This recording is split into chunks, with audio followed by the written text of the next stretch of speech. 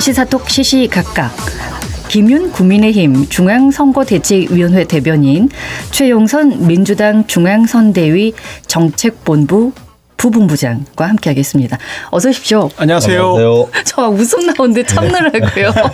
선거철 느낌이 뿜뿜 납니다. 뒤에 이게 많이 달라져가지고. 그렇죠. 예, 이렇게 소속이 바뀌셨습니까? 아니면 두 개 다 갖고 계신 거죠? 두 개 다 갖고 있는 겁니다. 예. 좀 더 구체적으로 설명을 해주시죠. 네. 아니 근데 아까 소개하실 때 저기 정책본부의 부본부장 이렇게 직함을 소개하셨는데 제가 실제로 이렇게 아는 범위 내에서는 실질적으로 본부장 역할을 하고 계시다는 그 얘기입니다. 근데 이제 워낙에 의원들이 많으시니까 그분들이 이제 늘 그 본부장 그 타이틀은 이렇게 그냥 차지하거든요. 네. 예. 정책본부예요. 브레인이라는 말씀이시죠?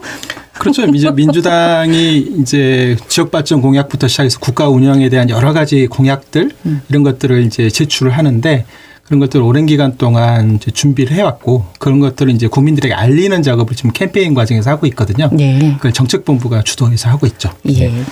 저희끼리는 앞에 부 떼고 본부장님으로 부르는. 아니 실제입니다. 실제가 좀 그렇거든요. 예. 그리고 이제 저 같은 경우도 이제 중앙선대위 대변인 역할을 준 게 특히 이제 그 호남의 이제 국민의 입장에서 보면은 굉장히 좀 어려운 곳이잖아요. 근데 이걸 달리 얘기하면은 이곳에서 득표율이 조금 높이면은 승률이 굉장히 높여지는 거 아니에요. 그래서 그동안에 시사통 라이브에 계속 나오면서 그래서 그래도 김윤 위원장이 좀 더 이렇게 출력을 높이는 게 도움되겠다 이렇게 중앙에서 판단하고 그렇군요. 예, 대변인 아니 실제 얘기를 제가 말씀드리는 겁니다. 이게 김윤 대변인 더 열심히 격려하라는 뜻이었나요? 아니면 야 그동안 좀 밀렸으니까 좀 더 잘해봐라 이런 건가요? 그건 유권자 판단에 맡기겠습니다. 일반적으로 잘하라고 명함에 좀 높은 직함을 주기도 하잖아요. 김윤 대변인님 화이팅. 더 열심히 뛰겠습니다. 네. 머리 파마도 하셨군요. 잘 어울리십니다. 네, 비가 오니까 좀 더 이렇게 컬이 좀 더 들어가겠습니다. 정치 이야기 들어가 보겠습니다. 지금 민주당이 이재명 후보, 국민의힘의 김문수 후보 열심히 유권자들 만나고 계시는데요. 그렇습니다. 지금은 어디 계십니까? 이제 오늘 전북에 계셨고요. 예. 어제는 이제 그 순천 여수 찍고 목포 찍고 그리고 오늘은 전북으로 넘어갔고 내일은 나주부터 시작해서 이제 광주로 들어와서 5.18 전야제 행사까지 쭉 내일은 광주 일정인 것으로 알고 있습니다. 우리 김문수 후보는 지금 오늘 아침에 경기도 이제 분당 판교 테크노밸리부터 시작하셔가지고 그 다음에 동탄, 수원, 그러니까 수원, 동탄 이렇게 되겠죠. 이렇게 하고 그 다음에 천안 찍고 아마 지금 대전 내려가 계실 거예요. 저녁 프로그램은. 요새하는 일정이 만만치 않아요. 몇 시부터 시작하시나요?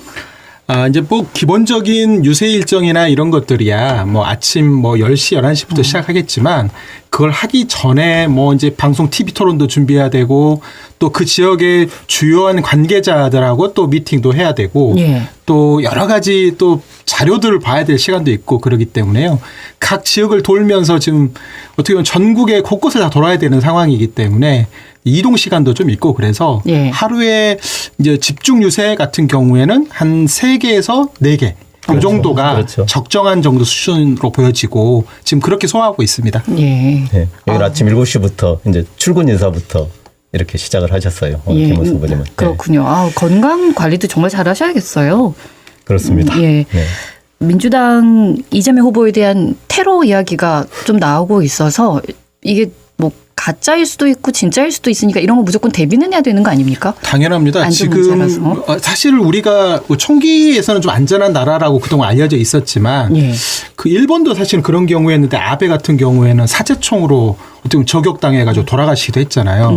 그러니까 지금 뭐 일본도 비롯해서 우리나라도 어떤 총기에서 그냥 무조건 안전하다 이렇게 보기에는 좀 어렵고 또 최근에 그런 것들을 시사하는 뭐 이렇게 게시물들 이런 것들이 올라오기도 하고 또 신고가 되기도 하고요. 뭐 그렇고 저번에 이제 저희 출정식을 광화문에서 했는데 그때 또 비비탄 총이었는데 사람들이 비비탄 총인지 아닌지를 알 수가 없잖아요. 어떤 분이 그걸 들고 그 근처를 배회하다가 잡히기도 하고 막 그러기 때문에 아무래도 지금은 선거 캠페인을 진행하는 과정에서 후보와 관련된 뭐 테러라든지 여러 가지 문제들이 우리 그동안 선거하는 과정에 몇 번 있었지 않습니까? 예전에 송영길 대표가 지난 대선 때 망치로 테러를 당하기도 하셨고 또 뭐 예전에는 카터칼로 당하기도 하시고 또 이재명 후보 같은 경우에는 부산 일대에서 또 칼로 테러도 당하신 경험이 있기 때문에 이번 선거가 굉장히 후보들의 안전 문제가 중요한 이슈로 부각된 거는 분명한 사실입니다. 네. 국민의힘 이제 일부 적극 지지층에서는 저거 너무 좀 과잉 자기 보호 아니냐, 심지어 어떤 뭐 자작극 테러라도 벌이려고 하는 거 아니냐 이런 얘기도 이제 일부 있지만은 저는 뭐 그것은 동의하기 어렵고 어찌됐든 그건 뭐 진영의 여야 후보를 떠나서 저는 후보의 안전 문제는 저는 무조건 저는 어떤 최우선적으로 이렇게 존중돼야 된다고 생각하고 그 모습을 보면서 너무 좀 과잉 그 방어 아니냐 하는 부분들까지도 저는 유권자들께서 종합적으로 판단하실 거다. 저는 그렇게 생각합니다. 김윤 대변인께서 굉장히 포용력 있는 발언들을 많이 하셔서. 아니, 사실 우리 정치가 그래야 되는 거 아닙니까? 아니 근데 사실 그게 국민들 다수가 생각하는 좀 더 안정적이고 편안한 정치의 모습 아닐까 싶습니다. 경호에 대한 국민의 관심은 윤석열 전 대통령 경호처 때문에 더 관심이 높아지지 않았나라는 좀 생각도 있고요.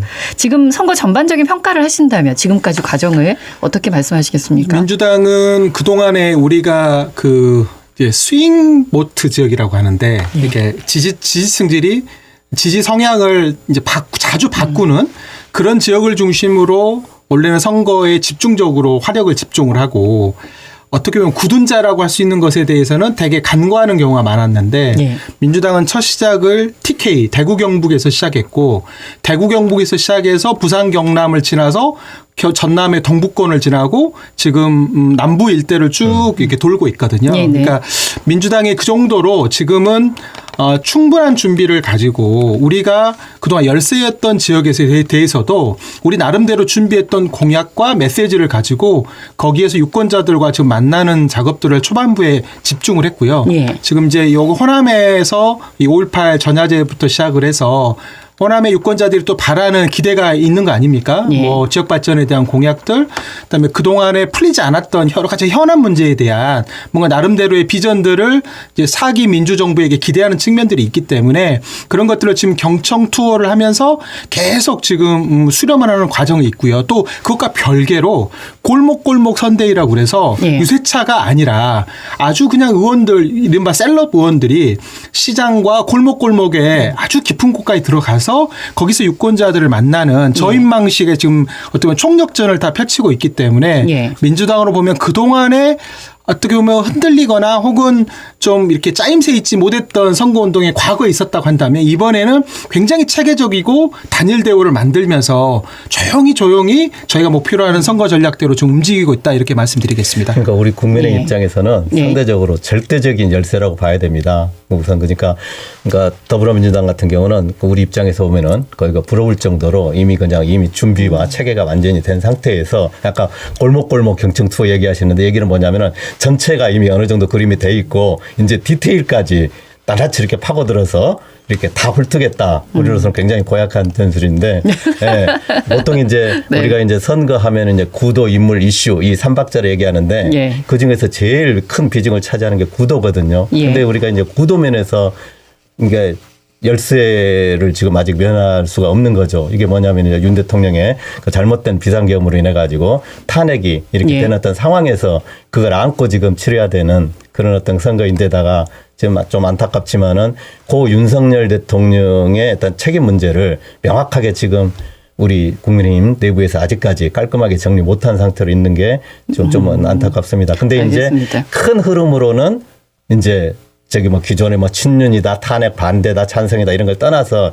어쨌든 이제 김문수 후보 중심으로 지금 롱치화되는 거고 그런 차원에서 윤석열 대통령의 과오는 과오대로 객관화하고 분리가 돼야 된다 하는 부분들의 컨센서스는 크게 봐서 이루어진 상태입니다. 그러니까 아주 구체적인 거는 안 나와 있지만 그래도 큰 흐름은 이제 가고는 있다 유세로.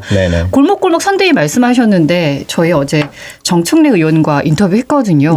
광주 전남 위원장이시더라고요. 원래 마포이시잖아요. 그렇습니다. 지금 박지원 의원하고 정청래 의원하고 두 분이 광주 전남을 책임지고 있는데 뭐 광주 전남에서 그렇게까지 해야 되냐라고 의문을 가지실 수도 있잖아요. 좀 정청래 의원이면 힘이 있는 그렇죠. 의원이시죠? 이제 막 그 법사위원장을 하면서 하시고. 국민들에게 많은 어떤 인지도도 있고 또 광주 전남 지역에서는 어르신들한테 굉장히 인기가 있는 수도분 하면서도 충청도 특유의 좀 약간 노련함과 좀 구수한 매력을 갖고 있는 분인데 네. 이분도 이제 정치적인 앞으로 꿈이 있기 때문에 그 꿈을 호남에서부터 한번 시작해 보려고 여기를 지원했다고 알려지고 있습니다. 아, 어떤 본인은 꿈을 갖고 계시는?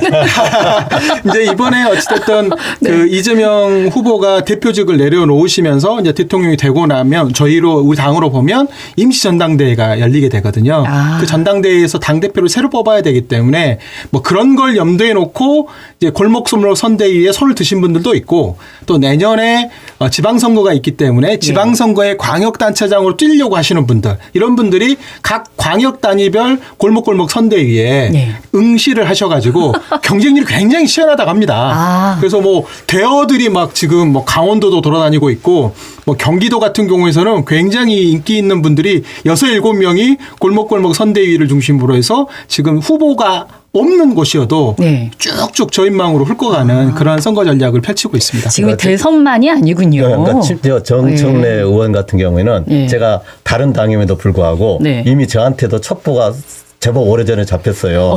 제 양반이 네. 저기 당대표를 노리고 있다. 그러니까 당대표를 노리고 있는데 그중에서는 결국은 이제 본류가 이제 광주 호남이지 않습니까? 네. 그래서 호남에 본인이 아마 그걸 염두에 두고 내려왔을 거다. 그리고 공식적인 발표는 하신 거예요? 아니 저는 첩보 차원에서 그리고 요즘 행보를 보면은 맞는 것 같아요. 아. 예, 예. 그리고 이제 사실은 인기가 되게 좋으세요. 아, 네, 예. 이렇게 얘기하시지만 이제 우리 입장에서는 그처럼은 야 정청래 의원 하면은 이제 막말하고 거칠기에 이제 상징이거든. 이쪽에서 보면은 아 조금 무슨 자격 있냐 하지만은 또 다른 앵글로 보면은 아 그게 시원시원하게 그게 이제 하는 어떤 그렇게 비칠 수도 있고 인기가 민주당에서는 있겠구나. 어떤 고민이 그렇게 이제 있는데요. 있었냐면 네. 네.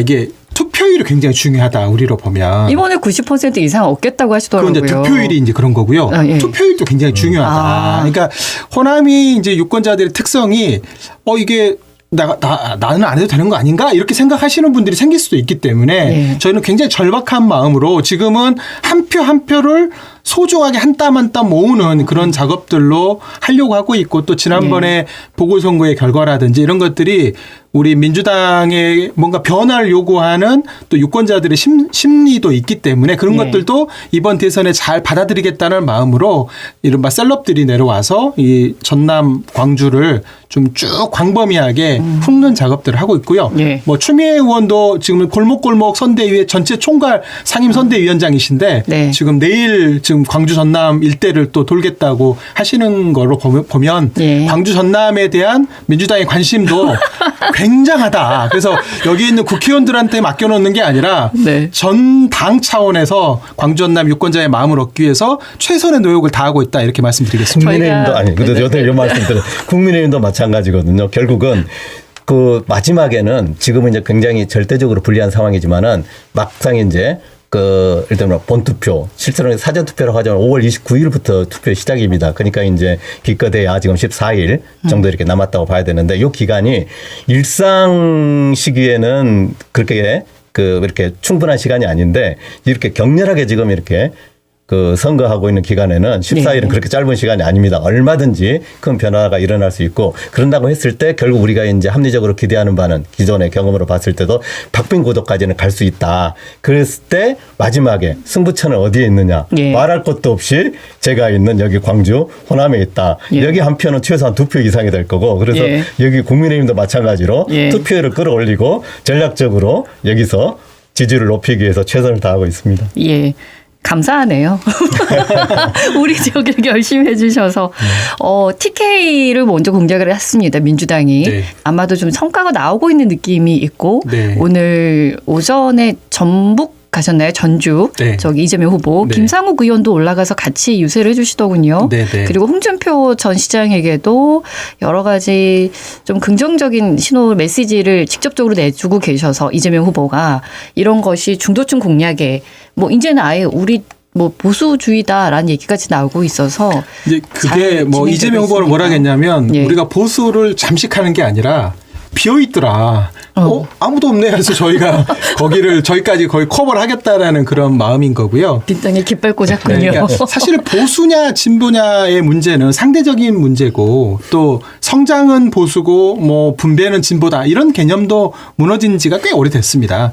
지금은 대한민국의 생존 전략에 필요한 모든 수단을 다 써서라도 지금의 위기 상황, 앞으로 닥칠 위기 상황을 저희가 현명하게 극복해야 되기 때문에 네. 거기에 도움을 줄 수 있는 분들이라면 검은 고양이든 흰 고양이든 같이 힘을 모아야 된다라는 게 이재명 후보가 말씀하시는 지금 실용주의적 정치, 실용주의적 외교의 네, 방식인데 그런 점에서 지금 그동안에는 보수 정치에 몸담고 있었던 분들까지도 이런 정치를 하는데 좀 힘을 거들어 달라라고 저희가 적극적으로 말씀을 드리고 있고 국민들에게도 그런 분들과 같이 정치를 해볼 생각이 있다라는 것들을 지금 의사를 타진하고 있는 건데요. 지금 초반에는 뭐 여러 가지 지금 타진했던 것들 중에 좀 긍정적 시그널을 보내주신 분들도 있고 아직까지는 마음을 아직 정리를 아직 가다듬지 못했던 분들도 있는데 네. 김상욱 의원은 지금 전북 뭐 내일은 아마 광주도 올 것으로 보여지는데 네. 뭐 그런 점에서 일관되게 탄핵을 추진하고 또 계엄을 반대했던 울산에 지역구를 두고 있는 젊은 변호사 출신의 정치인인데 보수 정치라는 것도 민주적인 보수 정치, 진보 정치도 민주적인 진보 정치. 우리는 기본적으로 헌정 질서를 잘 지키면서도 민주주의 원칙, 상호 존중하고 타협과 대화를 통해서 문제를 풀어야 한다는 관점에서 네. 김상우 의원이 좋은 메시지를 좀 던져주고 있어서 민주당으로 보면 이런 분들이라면 얼마든지 같이 할 수 있다라는 그런 좀 화답, 응답 또 네. 어제 오늘 사이에 계속 보내고 있는 것으로 저는 알고 있습니다. 예. 김현 대변인께서는 어떻게 보세요? 그러니까 상대적으로 예. 그러니까 그 같은 이제 제가 어떤 맥락이기 때문에 말씀드린 상대적으로 김문수 후보에 대해서는 많은 국민들이 잘 모릅니다. 그러면 이제 겉으로 드러나는 인상은 뭐냐면은 사실은 이제 지금 김문수 후보를 국민의힘 후보로 이렇게 붐업시키는데 가장 큰 공헌을 하신 분은 다 아실 거예요. 서영교 의원이거든요. 예. 서영교 의원이 그때 이제 일어나라고 그 무리한 행동을 했을 때 이제 꼿꼿하게 있었다고 해서 꼿꼿 문수 이게 이제 그 인기 상승의 비결이 됐는데 그러니까 이런 피상적인 부분만 많은 국민들이 알고 계시지 실제 이분이 경기도지사를 2번이나 하셨다는 분은 잘 몰라요. 예. 그러니까 얘기는 뭐냐면은 옛날 운동권, 노동운동의 대부였다, 꼿꼿하다, 청렴 결백하다, 이건 정정당당하다, 이건 뭐 기본인데 예. 굉장히 유능하게 일을 잘했다. 민생을 너무너무 바닥으로부터 꼿꼿하게 잘, 그러니까 이렇게 잘 이렇게 챙기고 실제로 많은 경기도에 어떤 기여를 했거든요. 지금 예. 판교 테크노밸리라든지 파주 단지라든지 그다음에 그 광역 그 철도망 있지 않습니까? GTX 이 아버지로 불리거든요. 예. 그래서 이제 전국으로 이제 그런 개념으로 확대시킬 계획도 가지고 있고 그래서 이러한 그러니까 도지사로서의 검증된 유능함 그걸 상대적으로 이제 이재명 그 경기도지사 하면은 대장동 밖에 사람들이 이렇게 생각하거든요. 그래서 여기 어떤 그러니까 청렴 결백하게 유능하게 해오는 어떤 김문수 지사대 네. 대장동의 프레임이 여전히 걸려 있는 오늘 또 이제 폭로가 나왔더라고요. 네. 이런 이재명의 대비가 이제는 다음 주 정도부터는 조금 많은 국민들한테 인지가 되지 않겠는가. 이런 맥락에서 예. 우리 그러니까 이재명 후보 입장에서는 뭐라고 그럴까요. 아까 밑으로 파고들고 막 여기저기 이삭 줍듯이 제가 볼 때는 이제 어찌 보면 이제 국민의힘의 뭐랄까 제대로 된 어떤 가치나 이런 부분에서 좀 확보하지 못했던 분들 홍준표 뭐 전 대표라든지 뭐 김상욱 의원이라든지 물론 이분을 폄하하는 게 아니에요. 그런 분들이 이제 확장할 수 있다고 생각하지만은 또 다른 각도에서 보면은 그동안에 이렇게 자기 정체성이 불분명했던 사람들이 쉽게 얘기하면은 그 떨궈져 나갈 때까지 떨궈져 나가고 제대로 된 이제 김문수의 진정성과 유능함이 네. 부각되면서 팽팽한 구도가 될 것이다. 네. 이렇게 생각하는 거죠. 우리 김윤 입장에서는. 국민의힘 중앙선거대책위원회 대변인 네 말씀이었습니다. 대변인으로서 하시는 말씀이라고 생각하고요. 뭐 내심보다는 좀 더 과하게 말씀하셨는데 대변인으로 말씀하셨기 때문에 거기다 대고 톤 달지 않겠는데요. 저도 달지 않겠습니다. 다만 이제 18일 날이 네. 이제 경제 분야의 이제 TV 토론이 첫 번째 벌어집니다. 토론. 그렇죠. 어떻게 보면 후보자가 갖고 있는 국정 운영의 능력을 점검해 보는 시간이거든요. 가령 이제 이런 게 있어요. 지난번에 가락시장에 가셔가지고 상인들이 되게 어려움을 토로하니까 미스 가락시장을 배현진 의원 시켜가지고 그러면 좀 또 도움이 될 거다 이렇게 말씀하셨는데 저는 이제 이렇게 생각합니다. 지금 소상공인들이 어려움을 호소하는 문제가 무슨 고추 아가씨, 양파 아가씨를 만들어가지고 판매를 촉진하는 이런 방식으로 해결되는 게 아니거든요. 그러니까 그런 문제에 관련된 이제 보수 정당의 그동안에 쭉 오랜 기간의 노하우라는 게 있을 거 아닙니까?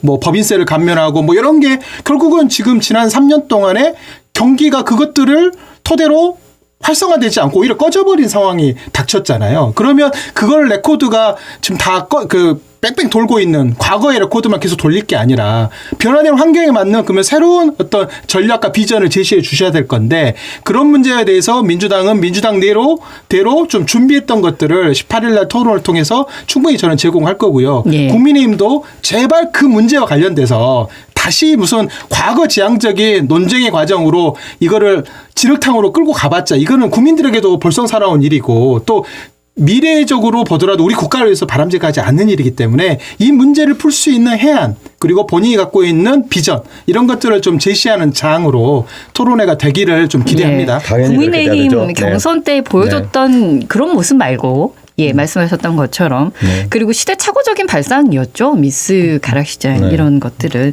이제 빅텐트 국민의힘 아직도 좀 남아 있는 상황입니까? 이준석 후보와의 단일화. 그러니까 이준석 후보는 물론 제 주관적인 의견이 다소 포함되어 있습니다만은 그건 이제 착각이고 거품입니다. 이준석 후보가 중요한 게 아니고 지금 우리로서는 제일 중요한 게 어떻게 지금 시기에 그러니까 윤석열만 청산할 게 아니고 낡은 시대에 어찌 보면 윤석열보다 더 많은 의혹과 문제점을 안고 있는 이재명을 동시에 청산하고 제출공하고 그걸 새롭게 나가야 된다. 저는 이런 방향으로 이번 대선의 기본적인 기조가 바뀌어야 된다고 생각하고 그런다고 했을 때 사실은 제출공하고 개헌연대에 가장 적극적이었던 분이 한덕수 전 그 권한대행이었거든요. 이낙연 출마는 안 하셨지만 이낙연 전 총리도 그렇고 이런 어떤 광범한 그 합리적인 국민들 다수의 컨센서스가 있기 때문에 오히려 저는 이준석보다는 한덕수 권한대행 그러니까 완전히 시대를 교체하는 것도 새로운 대한민국으로 나아가는 거죠. 이 방향하고 그 다음에 제가 볼 때는 이제 거의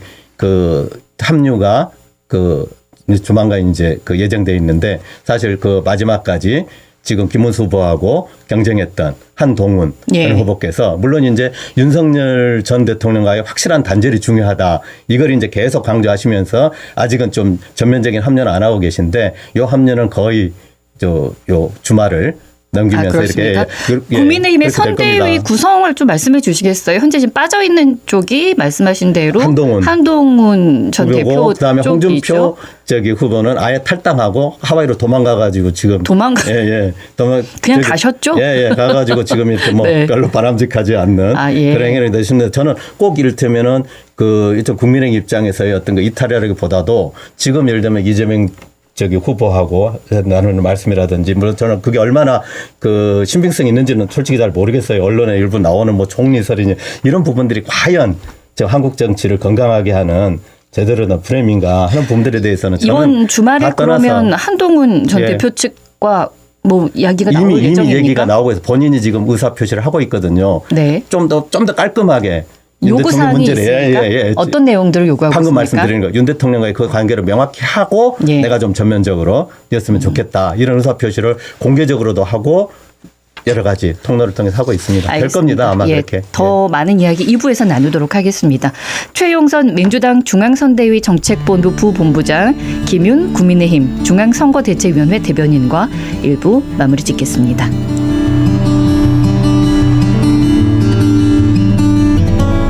시사톡 라이브 MBC 라디오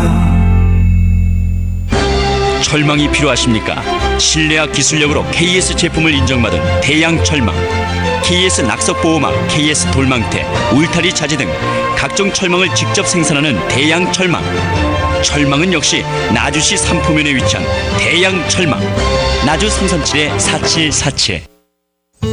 산수죠. 저희가 태어나고 자란 곳이 산수고 마을 뒤편에 연산강이 흐르고 더 멀리는 영국산이 펼쳐져 있는데 너무 아름답습니다.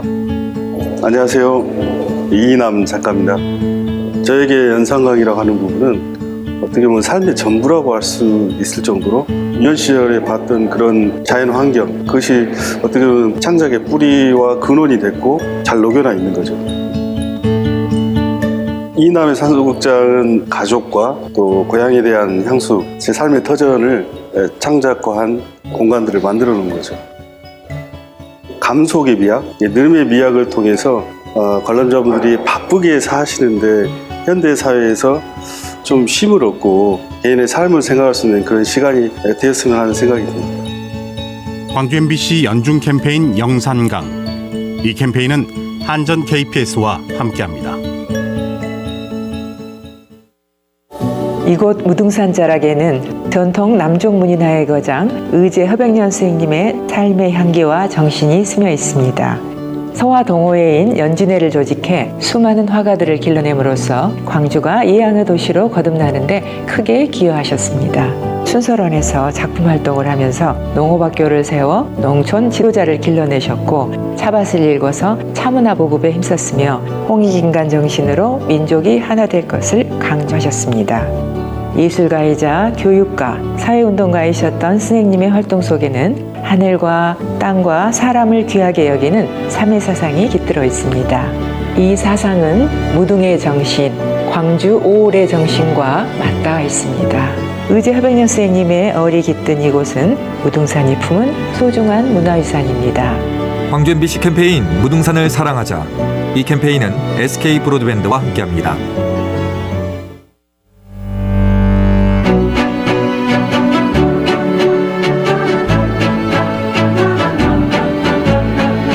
여러분은 지금 퇴근길 시사 프로그램 시사톡 라이브와 함께하고 계십니다. 의견 주실 분은 짧은 글 50원, 긴 글 100원의 정보 용료가 들어가는 문자메시지 샵 2626번이나 유튜브 라이브 채널 광주 보라에서도 댓글로 참여하실 수 있습니다. 끝까지 시사톡 라이브와 함께해 주세요.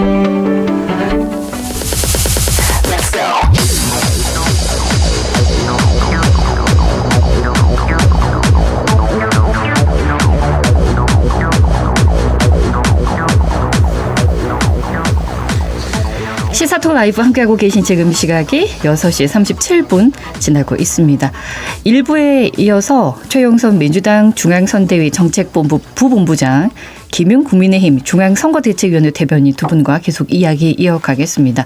정책본부 계시잖아요. 어떤 네. 정책들 좀 말씀해 주시죠. 지금 이제 경기가 워낙 경제가 안 좋은 상황이고 트럼프 상황이 이제 관세 문제가 오늘 뭐 에이펙 그 관세 문제와 관련돼서 에이펙 그 장관급 회담이 제주도에서 있다고는 하는데 네. 여전히 긍정적이진 않죠. 이제 그리고 지금 우리가 성장률이 계속 둔화되고 있는데 1% 미만으로 떨어져 있는 게 4분기 연속되다 보니까 굉장히 지금 어렵습니다. 특히 우리가 러스트벨트라는 표현을 써도 되는지 모르겠는데 이 산업을 기반으로 특정 산업을 중심으로 모여있는 지역 일대가 그 산업이 침체됨으로 인해서 그 지역 일대가 거의 그냥 경기가 폭삭 주저앉아버리는 네. 지금 그런 상황들에 놓여질 위기에 있는 곳이 몇 군데가 있어요. 주로 다 남부 쪽인데 네. 그러니까 이번 대선이 이런 러스트벨트를 어떻게 다시 새로운 정부가 이것도 다시 극복해내는 방법을 내놓을 거냐. 이제 이런 고민들을 지금 해야 되는 상황이어서 민주당은 아마 이번 18일 그 경제 분야 토론을 거치면서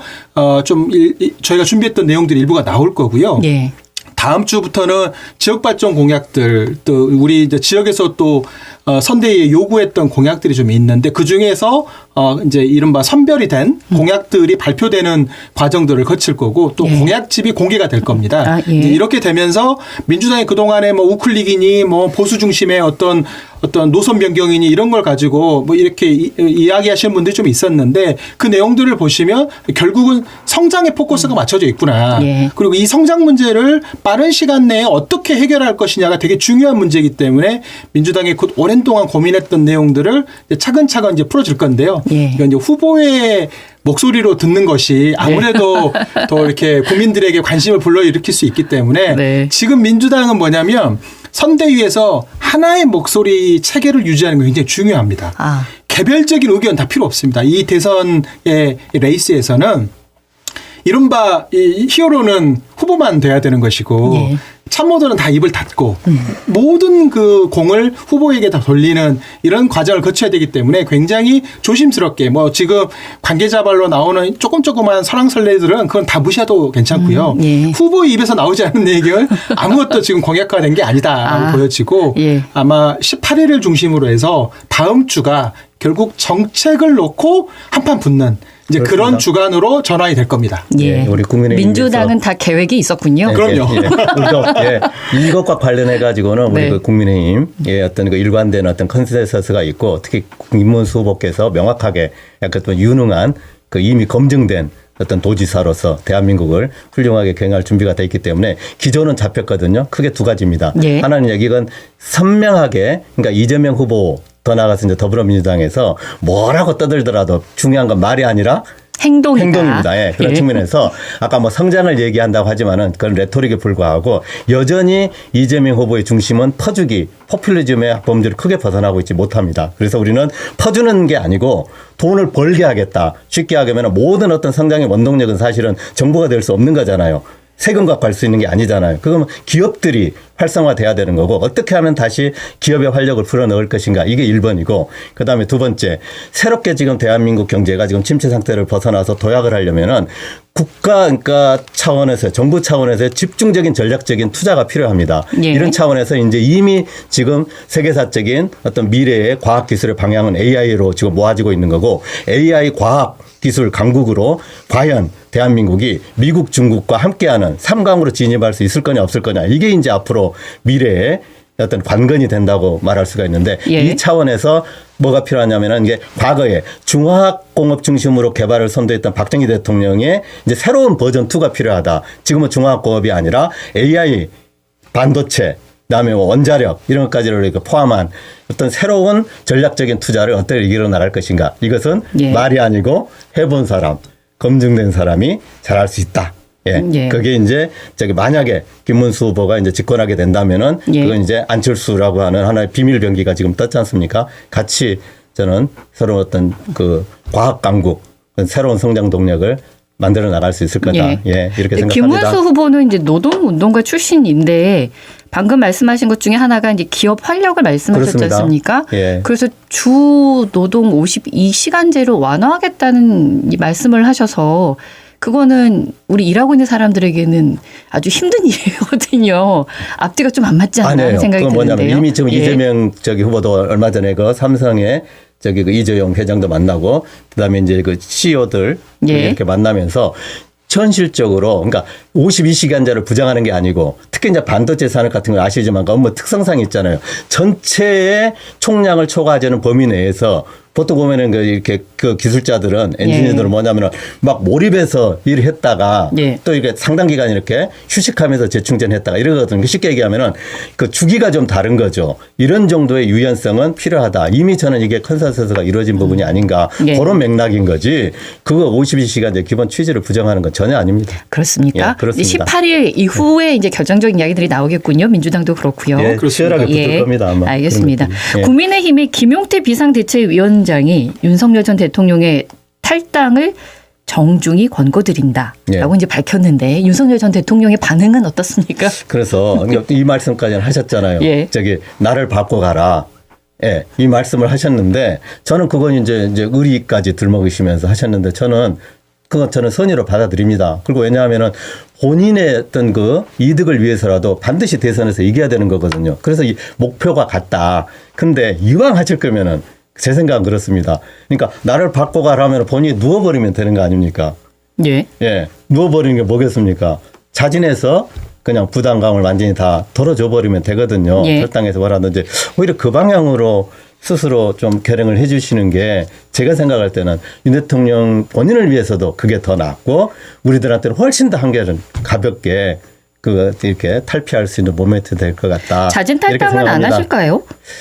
아니 그거 이제 정치는 생물입니다. 늘상. 예, 제가 변하고 볼 때는 있어서. 그리고 아까 말씀대로 전체적인 기존의 뭐 친윤이다 반윤이다 이미 그런 걸 무의미해졌고 예. 지금은 김문수 후보 중심으로 어떤 다수의 컨센서스가 윤 예. 대통령이 빨리 결행하는 게 좋겠다라고 하는 컨센서스가 모여져 있기 때문에 오늘 권성동 원내대표 저랑 같이 점심하고 이제 5.18 거기 같이 다녀왔는데 권성동 대표도 이렇게 얘기하셨거든요. 윤석열 이제 당에서 깔끔하게 정리해야 된다. 그렇게 하시는 게 맞다. 물론 이제 아까 얘기한 대로 합리적인 다수 국민의 저는 요구라고 보는데 윤석열, 이재명 동시청산 이런 이제 구도로 빨리 갔으면 좋겠다. 권성동 원내대표가 그런 말씀을 하셨어요? 그럼요. 예. 컨센서스를 제가 드렸다고 말씀드리잖아요. 예. 지금 이제 우리가 2인 삼각경주라고 하잖아요.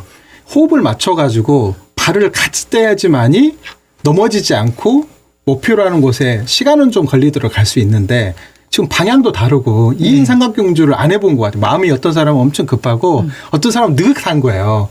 그러니까 지금 우왕좌왕하는 모습을 보여지는데 김문수 후보가 이렇게 했어요. 탈당하지 말아달라라고 윤석열 전 대통령한테 얘기했다고 하고 예. 또 윤석열 대통령은 탈당이 김문수의 승리에 도움이 될지 나는 모르겠다.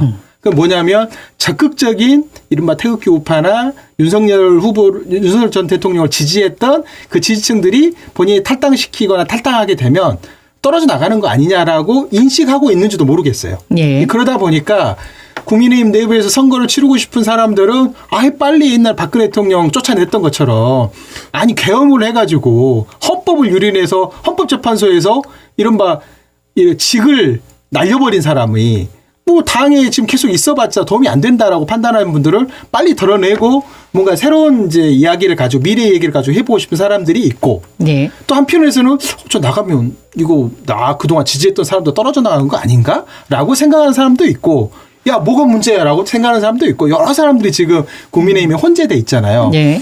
윤석열 전 대통령도 그러신 것 같아요. 어제 다르고 오늘 다르고 이제 그러다 보니 선거만 보면은 당연히 비대위원장이 책임지고 정치적으로 결단을 해야죠.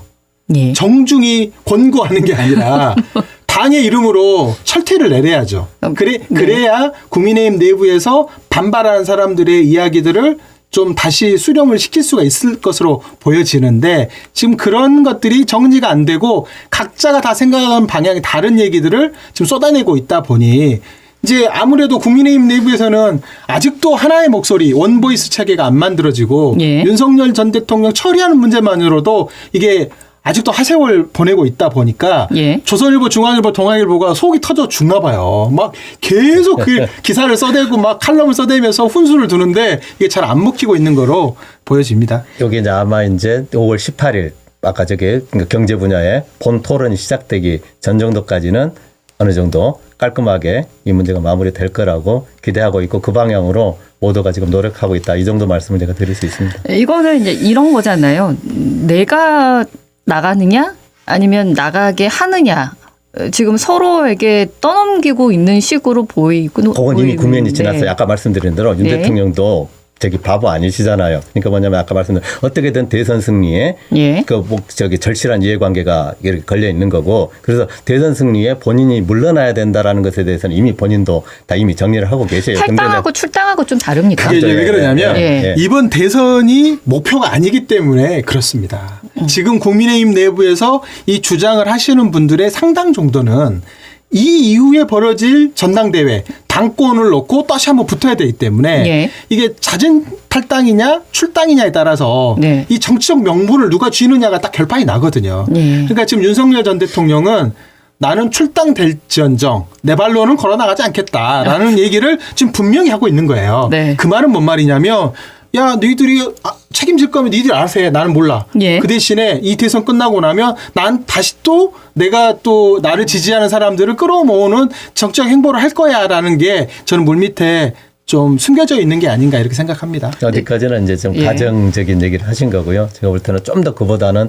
우리들로서는 좀 절박한 상황이다. 이번에 어떤 세상. 근데 이 탈당이 어떤 영향을 미칠까요? 어떤 효과가 있겠습니까? 위치죠. 당연히. 이번 대선이 그러니까 비상계엄과 탄핵으로 벌어진 대선이잖아요. 네. 그러니까 국민의힘 내에서 그 세력을 도려내지 않으면 그냥 그 세력과 같이 그냥 침몰하는 거예요. 예. 근데 그걸 마지막까지 볼 거냐 아니면 어떤 수를 내서라도 한번 과거를 좀 덜어내고 네. 미래지향적인 유권자들의 표를 마지막까지 잡기 위한 노력을 해볼 거냐는 이번 대선의 결과 이후에 벌어질 국민의힘의 권력 투쟁, 당권 투쟁의 중요한 종잣돈이 되기 때문에 지금 이 문제와 관련돼서 한 채 양보도 없는 것으로 보여집니다. 그러니까 이게 왜 중요하냐면요. 그러니까 유권자들 입장에서는 그게 무슨 뭐 본질적인 차이가 있겠냐 하고 생각하시는 분들 있겠지만은 우리 이제 국민의힘 이제 내부로서는 굉장히 중요한 게 윤 대통령 문제가 깔끔하게 정리되면 아까 말씀드렸다시피 우선 한동훈 대표가 전면적으로 결합할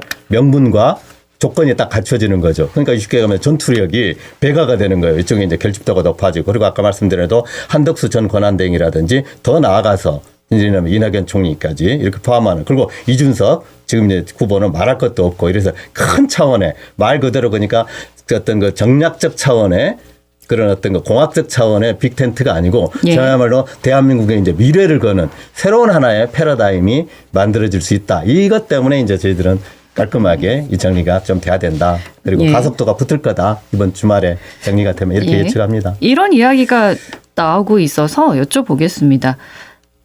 권영세 전 비대위원장이 책임을 지고 물러나지 않았습니까? 네. 그리고는 이제 김용태 비대위원장이 새롭게 등장을 했는데 어쨌든 선거가 끝이 나면 누군가는 책임을 져야 되잖아요. 그래서 이 비대위원장이 책임을 물리고 친윤 세력은 그대로 그냥 남아 빠지려고 한다. 이런 얘기가 있어서 어느 정도 가능성이 있는 얘기입니까? 제가 볼 때는 그건 고약한 가정이고요. 제 네. 입장에서 그런 일은 벌어지지도 않고 아무리 눈 감고 왕할 수 있습니까? 무슨 이제 갓 초년에 네. 나이 40도 안 된 그런 지금 청년 사실상 청년이잖아요. 청년 비대위원한테 책임을 덮어씌운다. 이게 상식적으로 통할 얘기입니까? 그래서 그런 이야기는 없겠죠. 아니 그러니까 설사 그렇게 하더라도 그런 정도의 그런 멍청한 바보들은 아니다 그 말씀입니다. 그건 근데 그건 권성동 원내대표는 왜 그냥 그 자리에 있습니까? 아니 본인이 책임져야 됐던 거죠. 왜냐하면은 그때 당시 권영세 대표가 책임진 건 뭐냐면은 막판 단일화를 네. 그러니까 지금 김문수 후보하고 그때 당시에 막판까지 등록 하루 전까지 붙었지 않습니까? 네. 근데 그때 너무 거칠게 하시는 바람에 그건 당원들이 아무리 단일화가 중요하다 하더라도 그런 거친 비민주적 절차는 용납 못한다 하고 당원들이 결정 내렸던 거고 거기에 대해서 본인 책임지겠다 했고 그것마저 책임 안 지면은 아니 권 원내대표는 왜 그냥 계시냐는 거예요. 아니 좀 그것도 궁금합니다. 이제 보면 네. 이 다음번 당권 투쟁을 위한 석가불식이라고 하나는 남겨놓은 거예요. 근데 그것도 활활 탁 오를 겁니다. 지금은 피해가는 것처럼 보이지만 절대로 피해갈 수 없습니다. 예, 알겠습니다. 이제 이번 주에 5.18 저희 전야제도 있고 그래서 정치인들이 대거 내려오시겠죠? 계속 민주당 쪽에서도 머무르고 계시죠? 그렇습니다. 예. 지금 전남을 넘어오면서 이재명 후보가 다음 정부의 국정 컨셉에 대해서 말씀하셨어요. 국민 주권 정부다.